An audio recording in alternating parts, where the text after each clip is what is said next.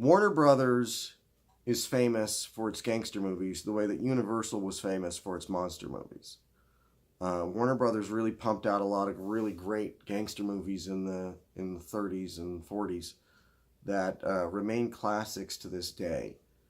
And I happen to own a little collection of them here, which Turner Classic Movies put out. Very good little collection here of some really beloved movies. Little Caesar, Smart Money, which I've not ever heard of. So that was one I haven't watched it yet, but I'm interested in. The Roaring Twenties, which I have watched, is a very good movie. And The Public Enemy, today's topic, which I've never seen until recently. And wow, this is a great movie. This is a really, really great movie. In a way that I feel like works for a modern audience, actually. I was surprised. I thought it would feel kind of hokey and old school, but Jimmy Cagney is badass in this movie. This is a guy who, you know, is one of the great sort of tough guy. I hesitate to call him a villain.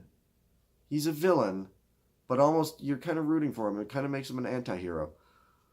The movie came out in 1931, so it is kind of an early talkie. And yeah, it's very, I mean, obviously the cinematography and everything, it's very old-fashioned, but actually had there's a few moments in there, the cinematography, where they do some very interesting kind of innovative stuff for the time.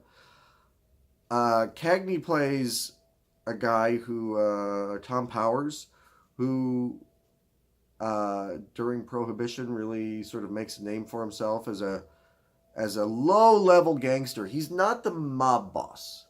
He's not Marlon Brando in this, or he's not the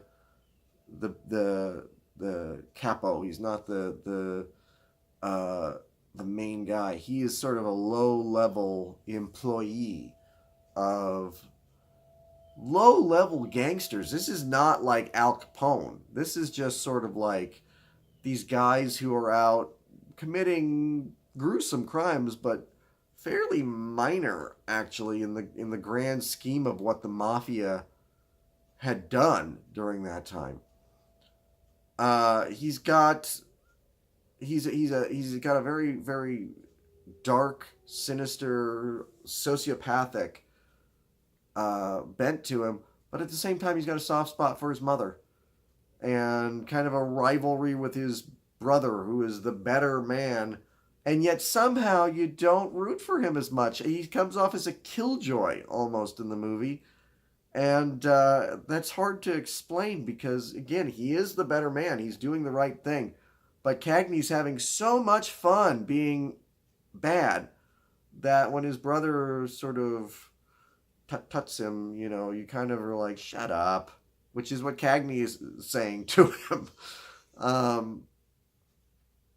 There's some violence in this that I don't know if this was prior to the censorship in Hollywood that really kicked in and made it harder for them to do movies like this. I know it was around this time that kicked in, but I don't know if it was in time to catch this one.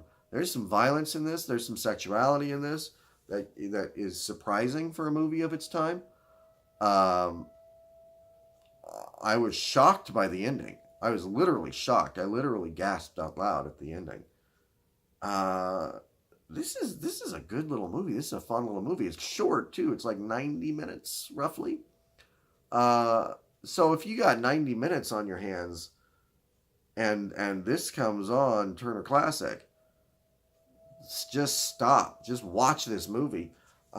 If I were to redo my top 100 movies of all time, I'd have a hard time keeping The Public Enemy off of it. That's how good it is. I'm not hugely familiar with Cagney either, but this definitely had me curious as to like other movies of his, White Heat and things like that. Um, and curious too how he could apparently also play characters like in Yankee Doodle Dandy, where he's sort of the all American patriot, who can dance. He's a really great dancer. Uh, Boy, this is a really good movie, and I think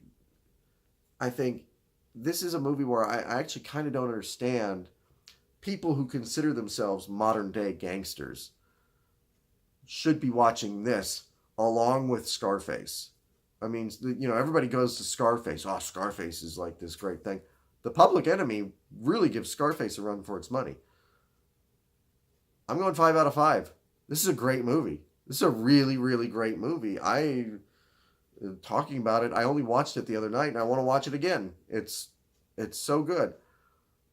Yeah, 5 out of 5. This is a really sort of it's a very dark movie, but it's fun at the same time, which is something that later day gangster movies kind of didn't get. Not a ton of fun to be had in Goodfellas or the Godfather trilogy, but Warner Brothers back then in the 30s and 40s, they really knew how to give it.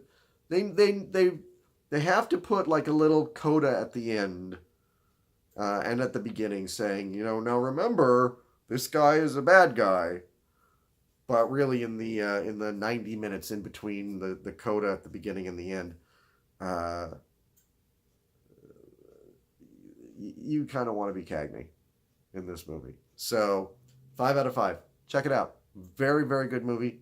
I was greatly surprised by it. I think you will be too.